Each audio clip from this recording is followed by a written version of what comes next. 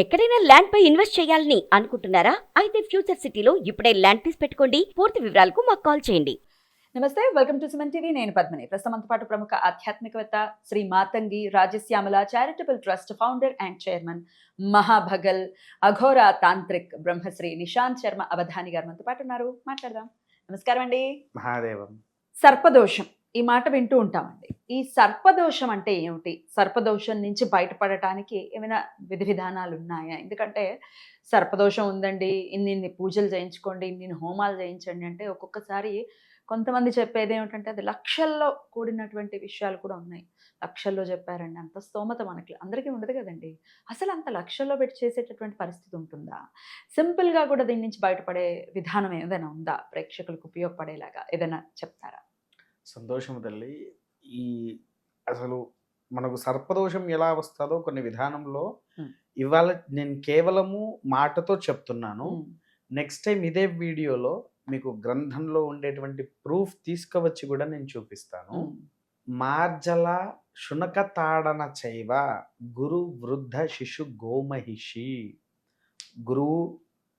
గురువుని కానీ వృద్ధుణ్ణి కానివ్వండి, పిల్లల్ని కానివ్వండి, వీళ్ళని తిట్టిన, గృహ దహనే నవ ఒక ఇల్లుని కాలపెట్టేసిన, వ్యభిచార క్రియాది తెలిసి తెలవక భర్త కాకుండా పరపురుషుడితో సంగమం చేసిన అదొకటి, సర్పాలను చంపిన, కాల్చేసిన, తెలిసి తెలవక వాటిని కాలి చేసిన, ఇంకొకటి ఏంటి అని అంటే తల్లి మామూలుగా కుక్క పోతూ ఉంటే మనం రాయి తీసుకొని కొడతాం, అది కూడా సర్పదోషం. అవునా?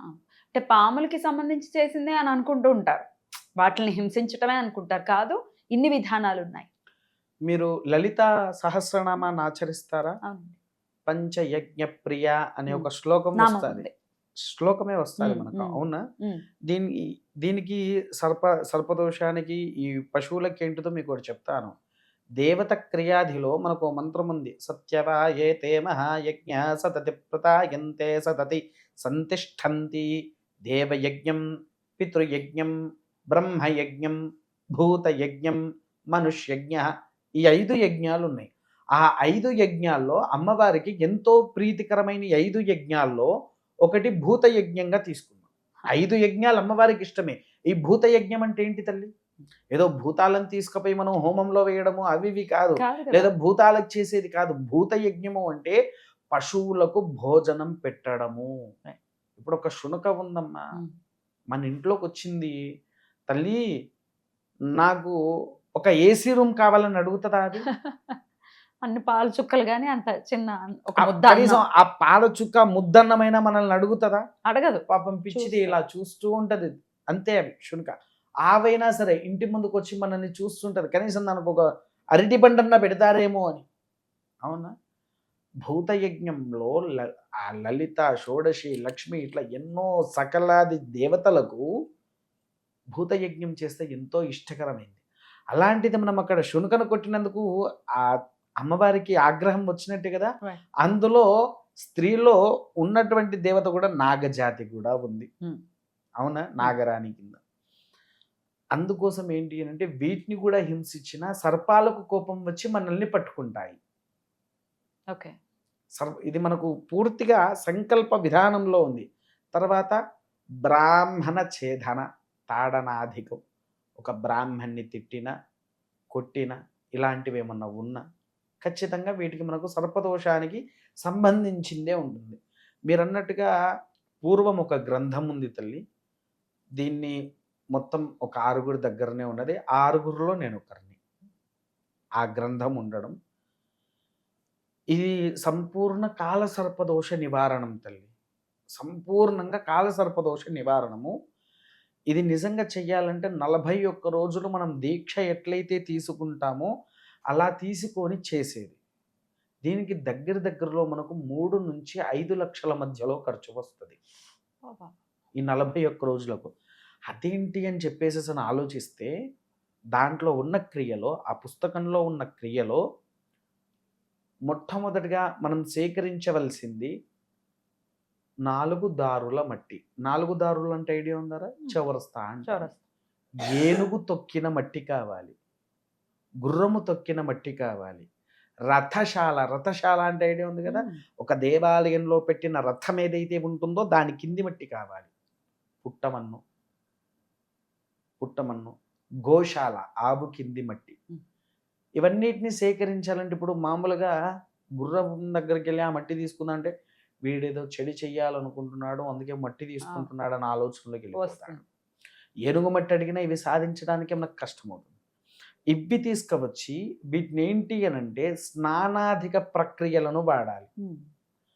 ఈ దోషం పోవాలంటే దానికి ఒక సంకల్పం చెప్పేసేసి మీరు స్నానం చేసేటప్పుడు ఆ మట్టిని సబ్బు లెక్క ఒంటికి రాసి నీళ్లు పోసుకోవాలి. మళ్ళీ ఒంటికి సబ్బు రాయొద్దు ఈ పూజలు అయిపోయే వరకు. ఈ మట్టితో అవుతుంది. తర్వాత రెండవది జామాకు, అత్తిపత్తి అంటే తెలుసా మీకు, టచ్ మీ నాట్ అని అంటాం ఇంగ్లీష్లో. ఆ ఆకు, శ్రీకాంచన వృక్షము, వేప, బావిలాగు, ఇలా ఇంకొన్ని ఆకులు కూడా ఉన్నాయి. ఈ ఆకుల్ని రోజుకొకటి చొప్పున, ఇది మట్టి మృత్తికా స్నానం అంటారు. ఈ మృత్తికా స్నానం అయిపోయిన తర్వాత పత్రి అధిక స్నానము అంటారు. ఈ రోజు కూడా ఒక్కొక్క ఆకును తీసుకువచ్చి వాటిని పేస్ట్గా అంటే బాగా దంచైనా లేకపోతే మిక్సీ అయినా పట్టేసి ముద్ద అవుతుంది కదా, ఆ ముద్దలతో స్నానం చేయించాలి. ఓకే, అది అయిపోయిన తర్వాత ఈ స్నానాధికం సంపూర్ణం అయిపోయిన తర్వాత ఇప్పటి నుంచి మనకు ఇంకొన్ని ఘడియలు ప్రారంభం అవుతాయి. ఏంటి, ఈ మండపారాధన చేసే బ్రాహ్మణుడు ఎవడైతే ఉన్నాడో ఆ బ్రాహ్మణుడికి పూజ ఉంటుంది. తర్వాత తల్లిదండ్రుల పూజ ఉంటుంది. తర్వాత వృద్ధ దంపతుల పూజ ఉంటుంది. వృద్ధ దంపతుల తర్వాత ముత్తైదు పూజ ఉంటుంది. ముత్తైదు పూజ అయిపోయిన తర్వాత ఈ పూజ ఎవరైతే ఆచరిస్తున్నారో భిక్షాయాటనకు ఒకరోజు వెళ్ళిపోవాలి బయటికి.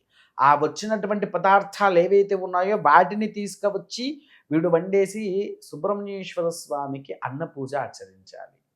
ఎంత పెద్ద క్రతువు ఉందండి. అందుకనే అంటే ఈ జంతువుల జోలికి వెళ్లకుండా ఉండటం ఉత్తమం. ఈ ద్వారా మనం తెలుసుకోవాల్సినటువంటి విషయం ఏంటంటే ఇది కనపడింది కదా అని హింసించేయకుండా బాబోయ్ దాన్ని నివృత్తి చేయడం చాలా చాలా కష్టం. చాలా కష్టం. తర్వాత ఇది అయిపోగానే నవనాగ కన్య పూజ అంటారు తల్లి. ఇక ఆఖరి ఘట్టంలో ఉంటుంది ఇది. ఈ ఆఖరి ఘట్టంలో నవనాగులు అంటే చిన్న చిన్న పిల్లలు ఉంటారు కదా, అంటే ఐ మీన్ 1 నుంచి రజస్వల కాని పిల్లల వరకు 9 years లోపు ఎవరైతే ఉన్నారో వాళ్ళని తీసుకువచ్చి కూర్చోబెట్టి వాళ్ళకు బట్టలు, పువ్వులు, పండ్లు, కాటుక అవన్నీ తీసుకొచ్చి పెట్టాల్సిందే. మొదలు వేద పండితుల దగ్గర మనం ఎప్పుడైతే మండపారాధనలో కూర్చోబెట్టిన అయ్యగారి దగ్గర నుంచి మిగిలిన చెప్పిన వాళ్ళందరికీ ఖచ్చితంగా బట్టలు తీసుకోవాల్సిందే. అందుకనే ఇంత ఖర్చు అవుతుంది. అదొకటి. ఇక అయిపోయిన తర్వాత ఆఖరి రోజున హోమం చేసేసి దగ్గరలో 50 మందికి ఖచ్చితంగా అన్నదానం చెయ్యాలి. ఇది అసలు విధానంతో చేసి మాకంత స్తోమత లేదు అన్న పక్షాన ఏమిటండి? స్తోమత లేదు అన్న పక్షంలో రెండవది సామూహికంగా కాదు, సామూహికంగా కాకుండా నీ సహస్తాలతో ఒకటి సుబ్రహ్మణ్యేశ్వర స్వామి వారి విగ్రహ ప్రతిష్టలో పాల్గొనాలి.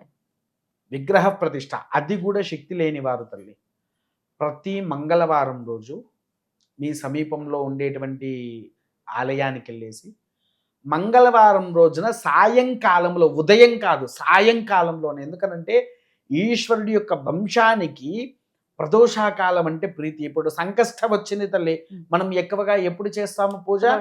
ప్రదోషంలో. మన మాస శివరాత్రి వచ్చింది, ఎప్పుడు చేస్తున్నాము ముఖ్యాభిషేకం? ప్రదోషంలోనే. సోమ ప్రదోషము, సోమవారం కూడా మనం స్వామి వారికి ప్రదోషాభిషేకం ఆచరించాలి.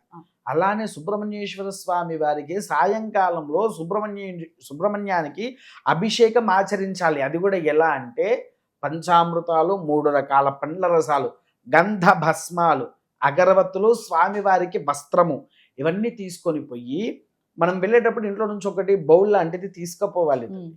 తీసుకుపోయి అది స్వామివారి దగ్గర పెట్టేసి మనం అభిషేకం చేసిన ద్రవ్యాలు ఏవైతే ఉన్నాయో పూజ మొత్తం అయిపోయిన తర్వాత ఆ తీర్థం తీసుకువస్తాం కదా, పక్క వాళ్ళకి ఇవ్వకూడదు, సంపూర్ణంగా మనమే తీసుకోవాలి. ఈ సర్పదోషం ఎవరైతే ఉందో వారు మాత్రమే ఆ తీర్థం తాగాలి. ఇంకొకటి, చాలా మంది పుట్టల దగ్గర అరటిపండు పెట్టేస్తారు. సుబ్రహ్మణ్యం దగ్గరికి వెళ్ళి అరటిపండు పెట్టేస్తారు, కానీ సుబ్రహ్మణ్యానికి అరటి పండు నిషేధించినటువంటి పండు. పెట్టకూడదు. ఇది కేవలము స్వామివారికి గింజ ఉండే పండు మాత్రమే నైవేద్యం పెట్టాలి. గింజ లేని పండు ఆయన తినడు, దాన్ని పట్టించుకోడు. అవునా కదా? ఓకే. గింజ ఉండే పండు ఆయన తింటాడు కానీ గింజ లేని పండుని పట్టించుకోడు. రైట్. అందుకోసం అరటిపండు ఈ సుబ్రహ్మణ్యేశ్వర స్వామి వారి ఆరాధన చేసిన రోజు ప్రారంభం నుంచి సంవత్సరం వరకు వీరు సంపూర్ణంగా అరటిపండుని పక్కకు పెట్టేసేయాలి. సంవత్సరం వరకు ఈ యొక్క అరటిపండుని తినకూడదు. Right. అది అసలు ముఖ్య విధానం. ఇదొకటి. తర్వాత ఏదన్నా ఆలయాలలో ఏదన్నా సుబ్రహ్మణ్యేశ్వర స్వామి, ఇప్పుడు శ్రీకాళహస్తి ఉంది, కాళేశ్వరం, ఇలా ఉన్నాయి. అవన్నీ ఏంటంటే కేవలం మనకు 3 నెలలు రెమెడీ మాత్రమే ఇస్తుంది తల్లి. కాకపోతే మనకు సుబ్రహ్మణ్యేశ్వర స్వామి వారి అనుగ్రహం కావాలంటే స్కంద మాసంలో, స్కంద షష్ఠి మార్గశిర మాసంలో వస్తుంది. అప్పుడు ఎవరైనా సంప్రదించినటువంటి ఎడల మీకు చేయాల్సింది ఒకటి చేస్తారు. ఈ నైవేద్యం పెట్టేసి స్వామివారి యొక్క అనుగ్రహాన్ని పొందండి. మనకు సర్పదోషంలో ఉండేటువంటి సంపూర్ణమైనటువంటి దోషాలను తీసేవారిని కలవండి. స్వామివారి అనుగ్రహాన్ని పొందండి. అద్భుతంగా వివరించారండి. కృతజ్ఞతలు. నమస్కారం అండి. మహాదేవ.